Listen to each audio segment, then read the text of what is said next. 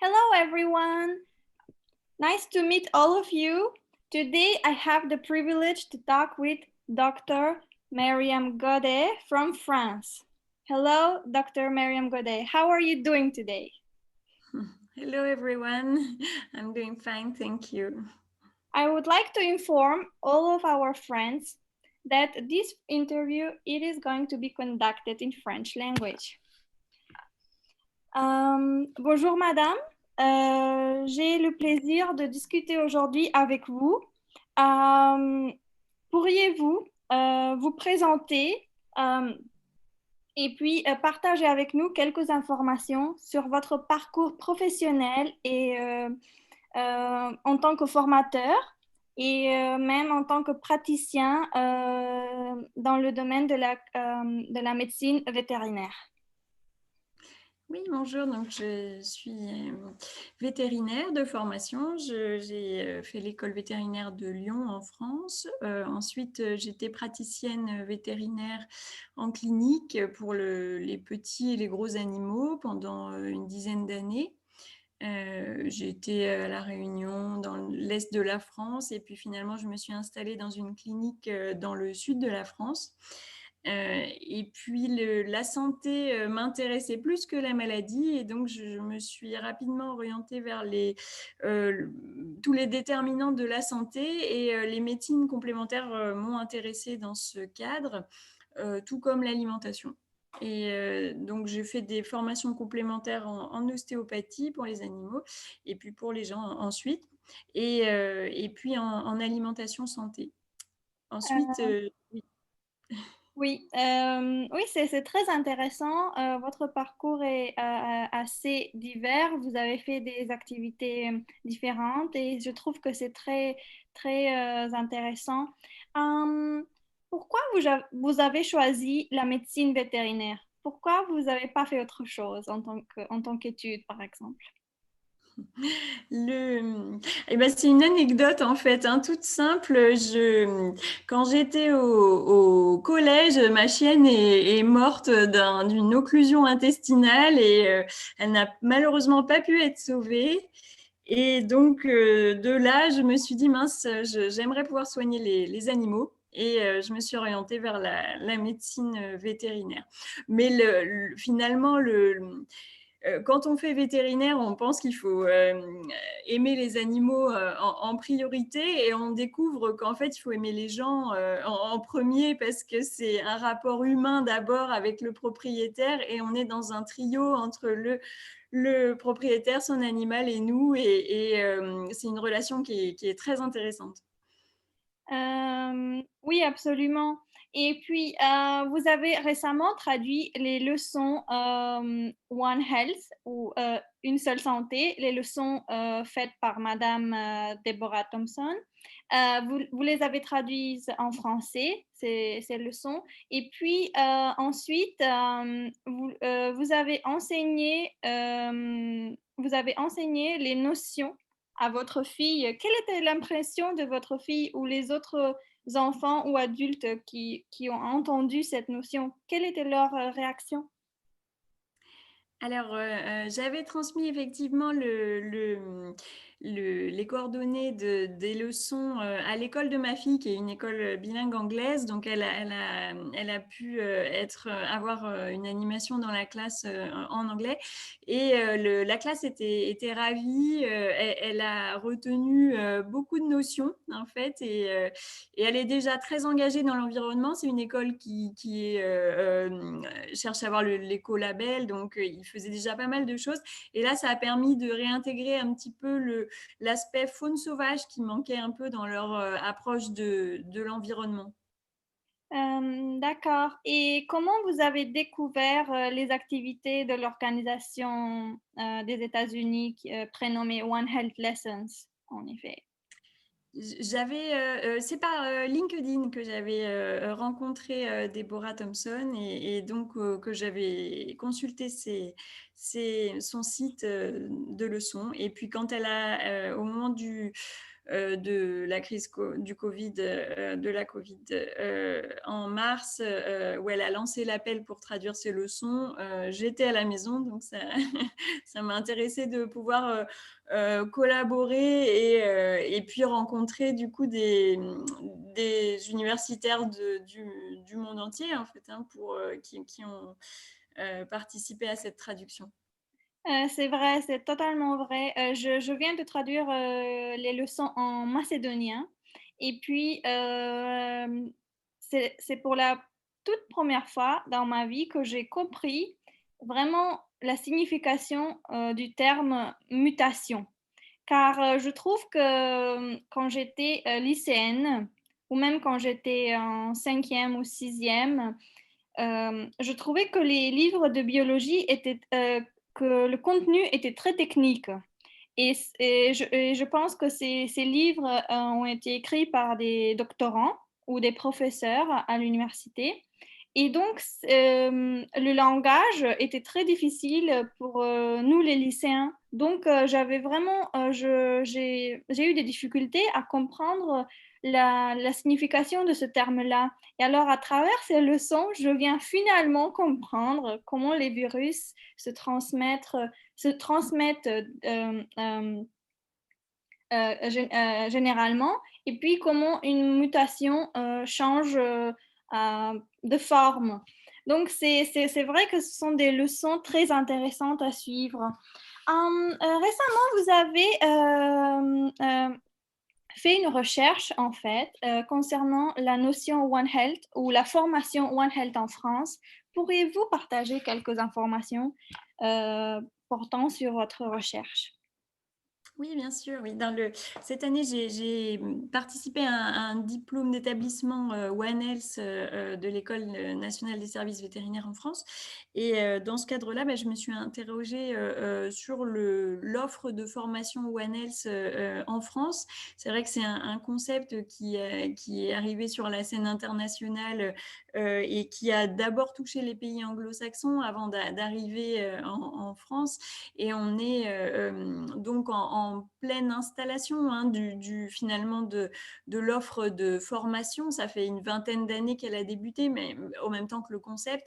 Mais c'est vrai que c'est intéressant parce qu'on voit que le concept, il n'est pas compris pareil, en fait. Et ça peut être autant une vision One Health de risque de l'environnement pour la santé humaine, où on essaie de maîtriser l'environnement avec les animaux qu'il y a dedans, ou une approche plus philosophique où on essaie de repenser le concept de santé avec une approche plus globale et où là, on intègre l'homme, mais dans son environnement avec la santé en général.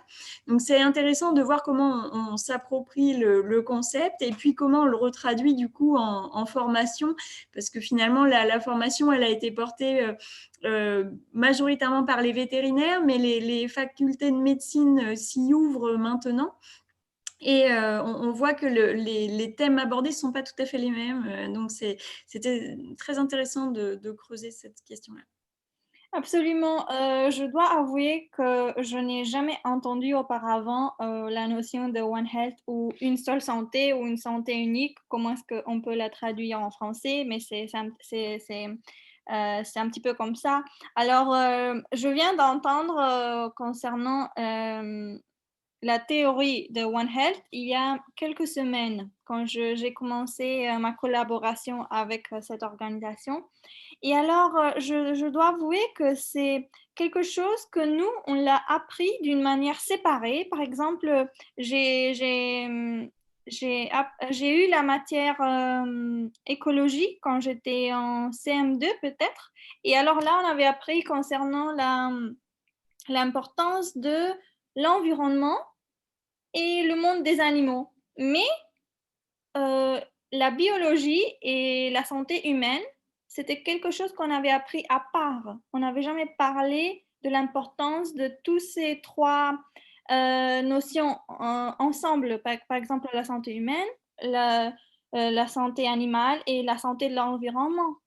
Donc, c'était quelque chose qui m'a surpris parce que c'est vrai que en tant qu'êtres humains, nous sommes toujours en train de privilégier la santé humaine par rapport à la santé animale ou la santé environnementale. Car nous pouvons observer qu'aujourd'hui, les océans sont très pollués et puis l'environnement également. Donc, c'est vrai qu'il y a tout un esprit de négligence provoqué par les êtres humains. Donc, j'espère que cette notion va créer une sorte d'idée qui va transmettre l'importance de prendre soin de l'environnement ou peut-être préserver la santé des animaux et aussi la santé des êtres humains. Car nous dépendons de la nature. On ne peut pas vivre sans la nature et la nature ne peut pas vivre sans nous en fait. Donc c'est mon opinion concernant ça. Exactement, oui. Et puis, je voudrais vous poser une question. Quels sont vos projets dans l'avenir? Est-ce que vous allez rester dans le domaine de l'enseignement en tant que formatrice ou vous préférez faire autre chose? Alors j'aime bien changer, hein, vous avez vu mon parcours bah, cette année je me formais en politique de santé d'alimentation et puis je m'intéresse plus particulièrement à la transition agroécologique et éventuellement le lien qu'on peut faire entre One Health, la transition agroécologique et puis peut-être la place que peuvent avoir aussi les médecines complémentaires là-dedans. Donc je collabore avec une agence, voilà, avec des chambres pour essayer d'organiser cette pensée et pourquoi pas essayer d'organiser aussi de la recherche là-dedans. Voilà. Et ce qui m'intéresse également, c'est comment former mieux les professionnels en France sur la thématique One Health. Absolument, absolument, je suis d'accord avec vous et je partage votre opinion. Vous avez travaillé également dans le centre de formation Gramma, n'est-ce pas? Et puis dans l'organisation Isostéo Animal et aussi dans l'association NESOA, Ostéopathie Animale. Alors, quelle était votre expérience dans toutes ces associations différentes, en fait. Pourquoi vous avez changé de parcours pendant ce projet-là, par exemple? Oui, alors pas vraiment changé puisque c'est de alors c'est des écoles en fait, hein, écoles formation pour adultes et donc c'était autour de la santé. Donc j'y suis rentrée comme formatrice pour la santé sur des notions de biomécanique et puis finalement j'ai évolué sur la thématique de la dérive de santé à la pathologie. Donc, c'est quelque chose qui m'intéresse parce que c'est effectivement finalement le cœur du problème, comment on reste en santé et pourquoi on tombe malade. Et donc ça m'intéresse beaucoup. Et puis, l'interaction avec des étudiants, je trouve que c'est passionnant parce que on n'est plus sur le trio animal propriétaire, mais on est sur un groupe et donc c'est des interactions humaines et c'est chouette. C'est vrai. Et puis même, on peut dire que la notion One Health, c'est un trio même concernant la santé humaine ou englobant la santé humaine, la santé de l'environnement et la santé des animaux. Donc, c'est un trio très important. Et puis, peut-être je vais vous poser toute une dernière question. Par exemple, qu'est-ce que vous pensez concernant l'avenir de la médecine vétérinaire en France? Quelle est votre opinion? Est-ce qu'elle est très différente de celle enseignée aux États-Unis, par exemple? Hmm. Alors, je peux parler de ce que je connais, donc la santé, Absolument. la médecine vétérinaire en France.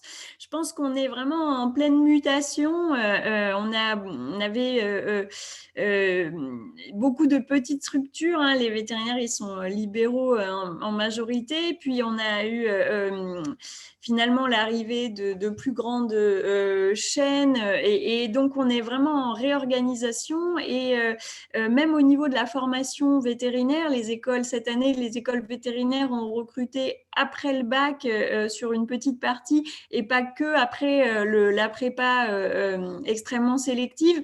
Donc, on a une vraie mutation, je pense, de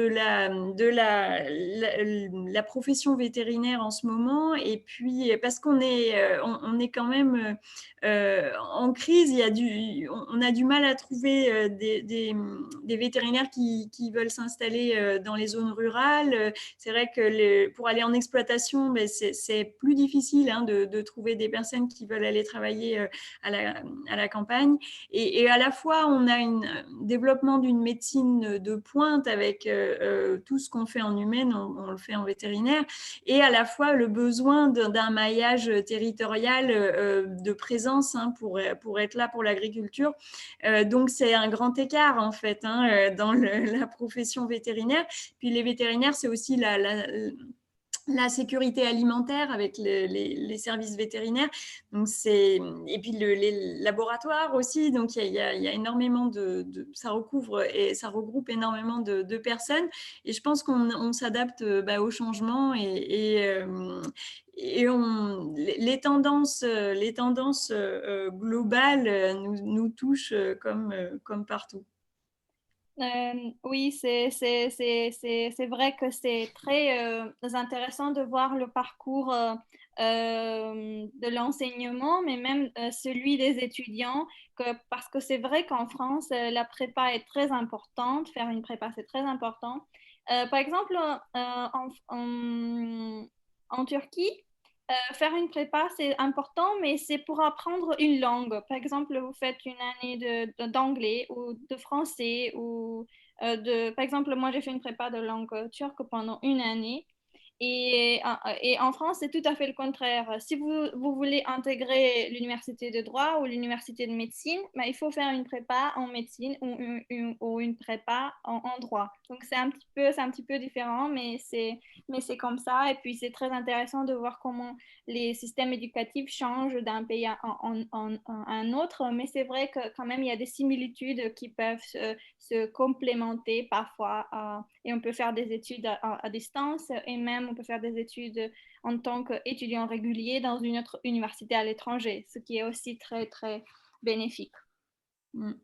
Et je pense que l'enjeu là de la formation One Health, en tout cas, c'est d'essayer de faire une formation multidisciplinaire, de faire collaborer les étudiants de médecine et les étudiants vétérinaires, les étudiants aussi en écologie. Et ça, c'est pas vraiment encore le cas et il y a tout à créer. Donc, c'est intéressant et de créer les outils pour qu'ils puissent réfléchir sur des cas concrets à comment on peut collaborer entre professions, ça m'intéresse énormément.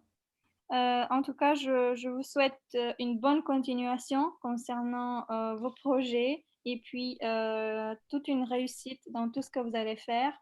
Je vous remercie pour votre temps précieux, pour cet entretien. Et puis, prenez soin de vous pendant cette pandémie inévitable qui est en train de nous encombrer, en fait, pendant tous les jours un petit peu. Euh, Prenez soin de vous et puis à très bientôt. Merci à vous et très bonne continuation également. Merci. Bonne Merci. journée.